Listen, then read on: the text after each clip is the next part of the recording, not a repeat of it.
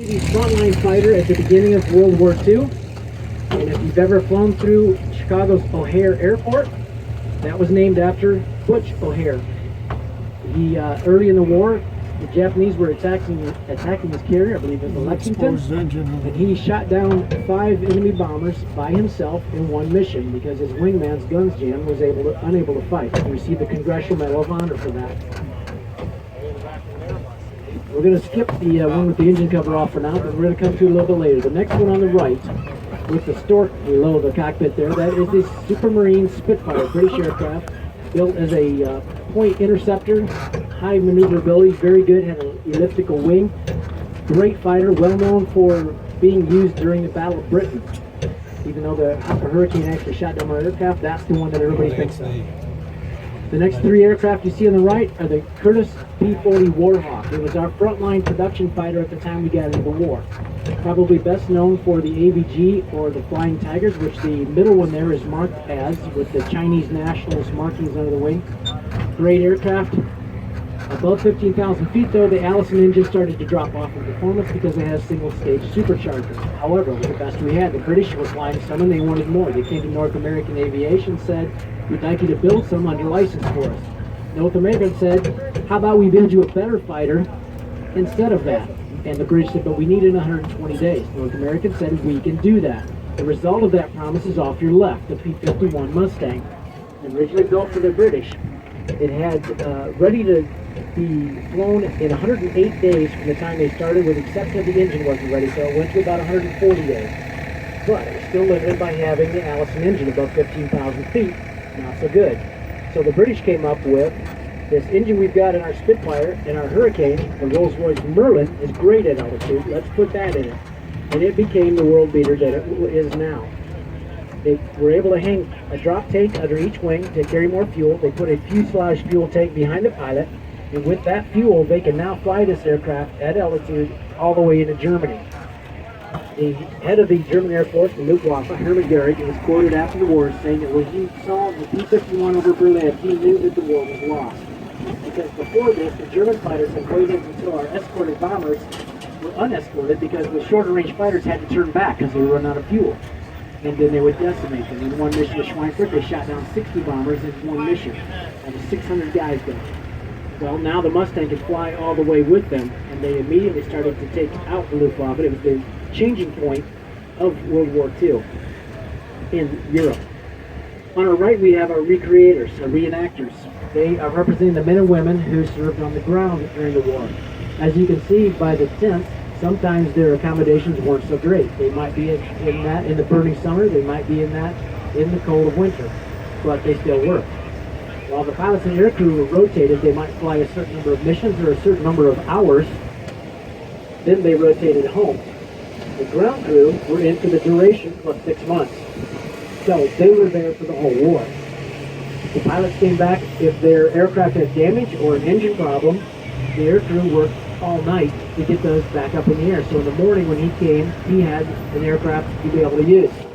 So the pilots got the press, the pilots did the fighting, but they will tell you that without the ground crew, they were not able to do this. How about we give a level 2 round of applause for our ground crew. Thank you. Next, we're going to come up to the area of our liaison aircraft, our L-birds. We came up with the idea of being able to move our battlefield commanders around by flying them in small aircraft to take off short trips. So in early 1941, there were military maneuvers in Louisiana. They invited light aircraft manufacturers of the day to test their aircraft, being able to fly out of short unintroduced strips to fly back into them. They were taking off, landing up and down all over, and the general who was observing said they looked like a bunch of grasshoppers. That name stuck, and these are now known as grasshoppers universally. Well, the aircraft fly Aeronca and Taylorcraft and Piper and Stinson, a little bit of everybody. But they went well beyond what they were originally envisioned to have. Some of these can be configured where they can carry a litter. So if someone is badly wounded at the front lines, they can land on a short open area, pick up the litter patients, fly them back, and get them immediate medical attention. Some of these were used as artillery spotters. They would put a person in the back with a lot of radio equipment. They would look for targets. When they found a target, they would call it in the artillery. And the artillery being somewhat inaccurate would of course hit the target in the start, but they could call the shot. They could tell the artillery where to adjust to be able to hit the target. Also, a L-4 Sniper Cub was known as Rosie the Rocketeer. They took 6 bazooka rockets strapped to the strut, and he went out and attacked the German vehicles with it. He was actually credited for destroying several German tanks and armored vehicles with that. So they went well beyond the original envisioned design. First aircraft off our right, the camouflage aircraft there is a Helio Courier. It's got leading edge devices and trailing edge flaps that allow it to fly as slow as 27 miles an hour, so it's able to get in and out of very short strips. To our right, just beyond that, the O-1 Bird Dog, starts at L-19, changes the O-1, used in Korea and Vietnam as a forward air control type aircraft. In the row down on the left are L-17 Navion, Molded L-4, designed as a light transport.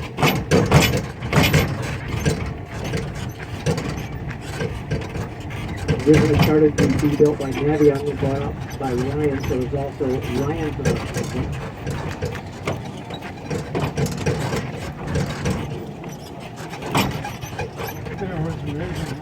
Also coming up on the right, you see it has engine in the front and engine in the back. The Cessna O-2 Skymaster. They were used as a forward air control aircraft. As we get up here a little closer, you'll see that the black one has a rocket fire in the left wing. They could carry up to 4 7-shot rocket pods. They put white plastic rockets in them, and they would fly low and slow, find a target, shoot that rocket at it, and then that would leave a big white mark on the ground, a flaming phosphorus area that they could talk the fast movers' eyes onto, so the fast moving jets could come in and drop bombs on it without having to search for the target, because they were often limited in fuel. The next one off our left, the blue fuselage, yellow wing, is a PT-19 Fairchild Cornell. Because it doesn't have a canopy. If it had a canopy on the top, that'd make it a PT-26, and if it had a radial engine, it'd be a PT-23. A lot of these aircraft were used different ways, different nomenclatures for just a little bit of change in it. Next up is the PT-17, the Stearman. Actually designed by Stearman, built by Boeing, who bought them out before they went into major production, but still normally called the Stearman, called the N2S by the Navy. Next is the low wing with the radial engine, the Ryan PT-22. Pilots called it the Maytag Messerschmitt, because back in the day, the engines on the washing machines were gas engines, and they kind of sounded with a putt-putt like these did when they were flying, so they called it a Maytag Messerschmitt. Next up on the left, the camouflage aircraft are Polish Wilga, designed for a utility aircraft, able to land on very rough strips, as you can see by the tall trailing landing gear. In the row behind it, we have our Red Star aircraft. The ones with the bend in the wings are Chinese CJ-6s, used as aerobatic trainers and trainers all around. As we get towards the end of that row, you'll see there's a camouflage one with a yellow tail, yellow nose. That's a Yak 52, where they tell us the straight wing as opposed to the crank wing, also used by the Russians as a training aircraft. As we turn right into here, we're going to get into our advanced trainer area. The AT-6, called the S&J by the Navy, or the Harvard by the British and the Canadians, had a 600 horsepower engine, so a little more power. Retractable landing gear, controllable pitch top, used by many nations. As you see the markings on the one off our right, there's a leaf in the top, that's a South African. Off our left is a Maple Leaf Canadian, and the one beyond that is Spanish. The big difference with the Harvard versus the T6, if you look at the right side of the T6, right up by the tally, is a very short exhaust stop. So there's heating in that. Was on the pilot's left foot, and that was about it. Well, the Canadians and British trained in Canada, and they need a little bit better heater. So if you look at the yellow one off our left, you'll see the exhaust extends all the way back to the cockpit. And they put a tube down the middle where they could pipe more heat into the cockpit, made it much better to use in cold weather.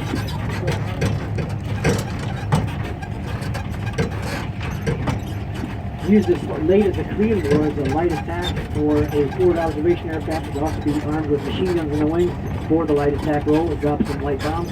Also be used as a gunnery trainer.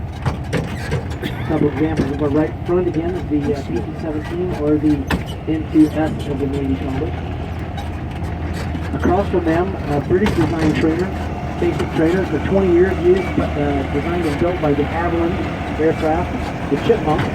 The back 2/3 of the wing is actually fabric, and if you look, some of these do still have it. In the left side of the wing, the left wing, there is a first aid kit inside of the wing with a pull tab, where you can tear the fabric wing open to get the first aid kit out, thus destroying the wing. But if you're needing a first aid kit, that never really happened anyway. Next up on our left, it's kind of going to be on both sides now, the T-34 Mentor, designed and built by Beechcraft. You can see its heritage. It comes from the Bonanza. They took the side-by-side seating, made it 2 seats, fore and aft, used for training, replaced a lot of the T6s. Then in the early 70s, they put a turboprop engine on the front and used it as a trailer with a little more power. Slower throttle response is more true to how the jet fighters of the day flew. Those were used until recently. Some Navy and Marine still fly a few of them, but most of these were replaced by the turboprop T6. If you look down the road to our far right, there's a green aircraft with a Japanese marking on it. Looks like a kind of fast T-34. That's actually an L-1 built by Fuji Industries. They were building T-34s at the time. Decided they needed a liaison aircraft, so they took it back to 4 seats, side-by-side seating. Built 27 of them for the Japanese, and we're lucky enough to have one of them here today. If you've ever seen Julie Clark fly her air show routine, she does use the T-34 for that. As you come around the corner, you're going to see there's a bunch of aircraft with Japanese markings. Those are from the Tora movie. They were made for that movie, Tora group. They were actually built up from other aircraft. The gray ones with the black nose represent the Zero, and they were built from the T-6 with a few modifications. The ones with the torpedo under the fuselage are a Kate, and they were built from a T-6, and then everything behind the cockpit was removed. They added a 7-foot section, put a tail from a PC-13 on it, and voila, you have a Kate. The one with the small bomb that's kind of behind us now is a valve, and that was built entirely from the T-13 with some modifications. We're about upper 20s of these built for the movie. The Perimeter Air Force, then the Confederate Air Force acquired some of them and started flying air shows with them in the 70s. It's very popular. We'll be flying here at Oshkosh.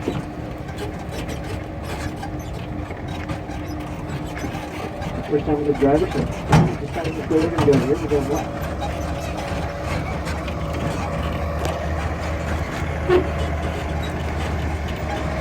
So as we get around the corner, the first aircraft you're going to see on your right, the two-engine gray aircraft with the triple tails, is the Army OB-1 Warhawk that was designed as a battlefield surveillance and light attack aircraft. It would carry a side-looking temperature radar that could kind of stay over a secure area and look into an enemy area and see what was there vehicle-wise and personnel-wise.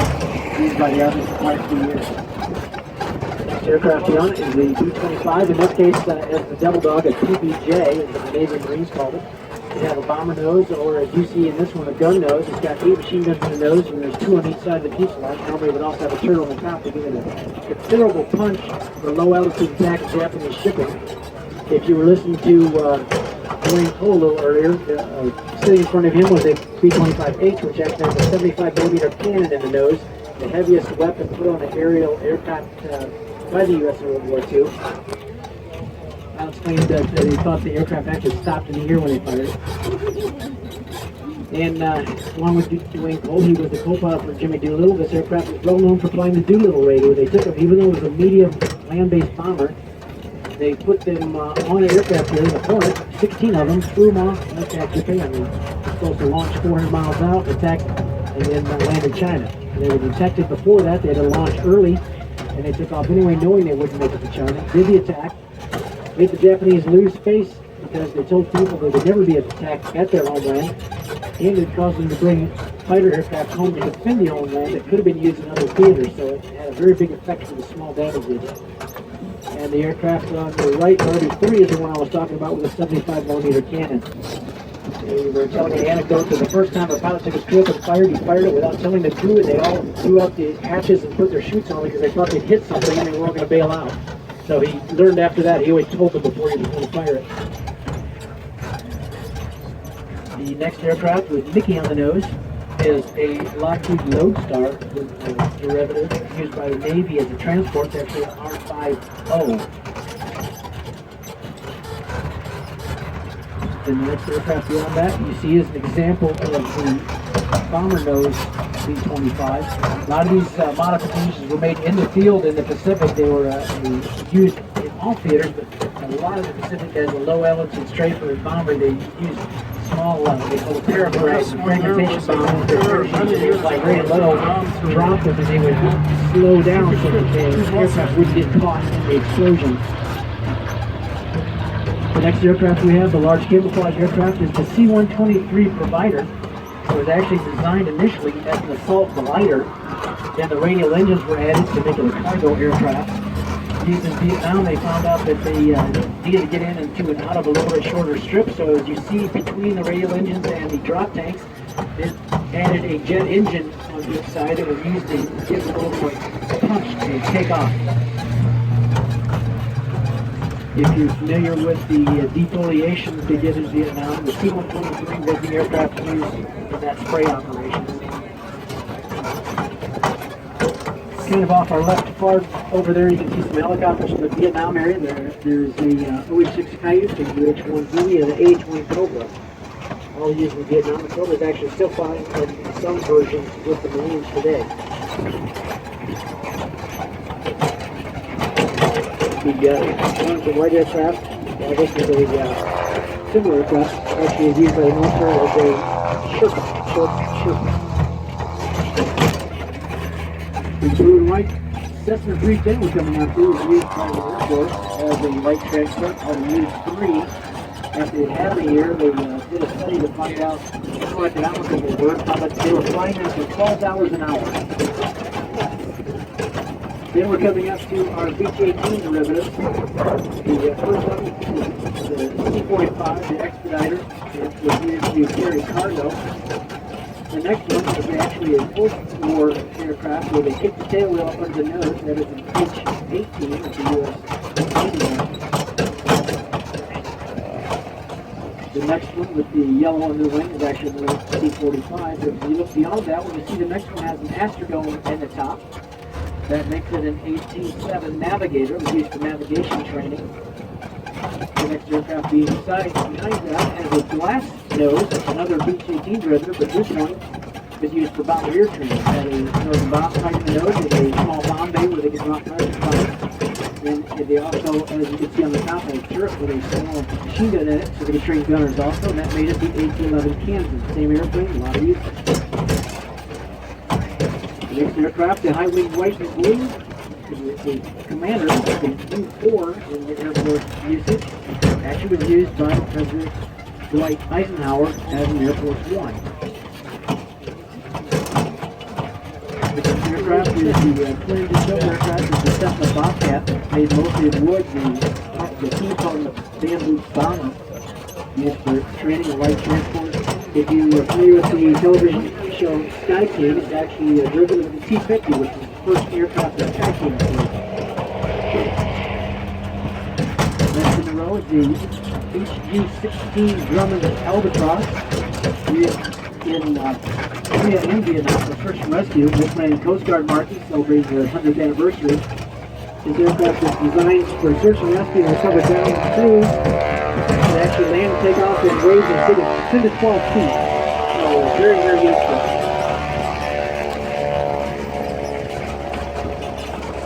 Coming up in our area here, off to our left, we have some of our jet warbirds. We have a T-37, T-37, and the camouflage H-2 with the canopy out beyond, and a couple of Marquetti S-211s, the A-4 Skyhawk beyond that, and then a couple of T-33s. The blue one off our left front is a Grumman F-8F Bearcat. Too late for World War II, but actually used by the Blue Angels as their first aircraft. This one with the wings folded over the top is a C-1, used for carrying things to and from the aircraft carriers. The next three with the wings folded are A-1 Sky Raiders, able to carry their own weight and weapons. They were also able to loiter for a long time, had good endurance. So during the Vietnam War, they were used to fly the Sandy missions, where they would escort helicopters to pick up downed crew members. They could fly there slowly enough to fly with the helicopters, stay there a long time, drop a lot of weapons, leave the area and head down while they picked up their loot and escort the helicopters back out. It's called the Sandy or the Spad. Next up, we have the Hawker Sea Fury, also a little too late for World War II, that did fight in Korea. What appears to be black and white invasion stripes are actually added after a B-29 gunner misidentified one and shot it down. In August of 1952, the Sea Fury was credited with shooting down a MiG-15 jet in air combat.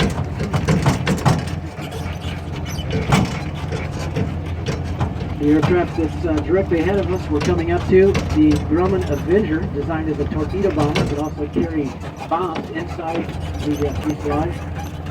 Built and designed by Grumman is the TBF. They were busy with the F-6 Hellcat production at the time, so production was transferred in 1943 to General Motors, who was not making cars during the war. That made it the TBM. So most of these that you see flying now are TBMs. A couple of people you may be familiar with. Paul Newman was a tail gunner and a TBM, and President George Bush was a TBM pilot. He actually was 19 years old when he got his wings, the youngest pilot in the Navy. Was shot down on an attack mission on a Japanese island. Was able to drop his weapons on the target, fly offshore and crash land. Was saved by a submarine.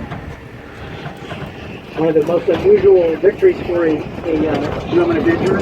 Over the English Channel, the rear gunner of a Grumman Avenger at night shot down a V-1 buzz bomb.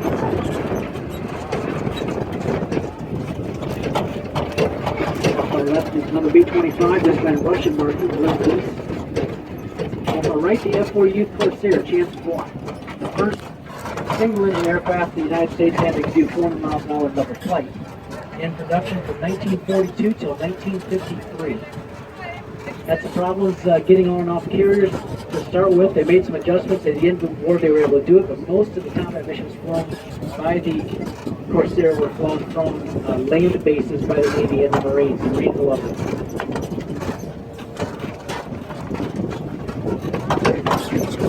As you can see, the aircraft out here run pretty much the gamut. Everything from the very small liaison aircraft to large bombers and fighters, the jet fighters, a little bit of everything.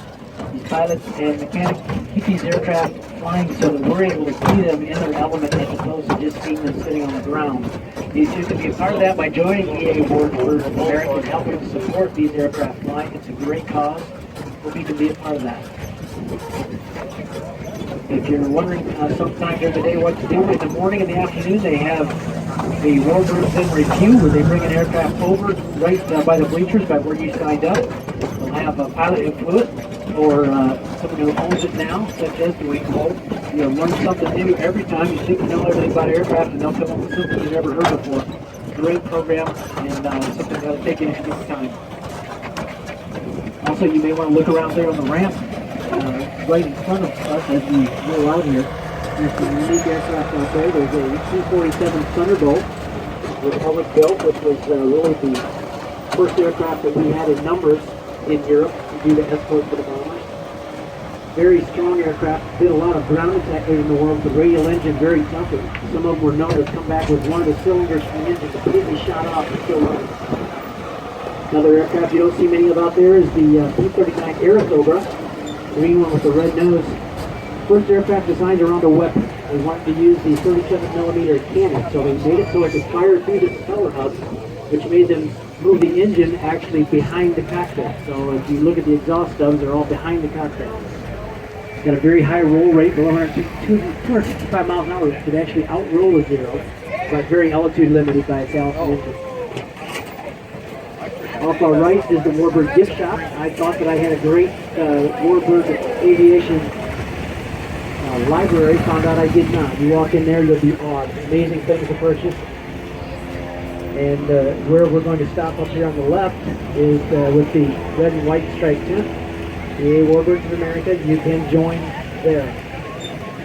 If you want to support this cause, which is a great cause, please do. That would be where you join. When you got that motorhome pool and air conditioning. And at this point, if we could have a level 3 applause for Mike, our driver, who got us safely through all the business.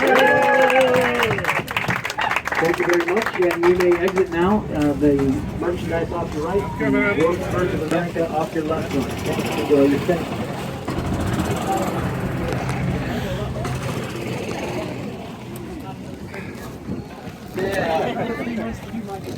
Yeah, I'll extend it for you, you know. Okay, well, I was just going on. No, okay. Yeah, a lot of people think they enjoy it.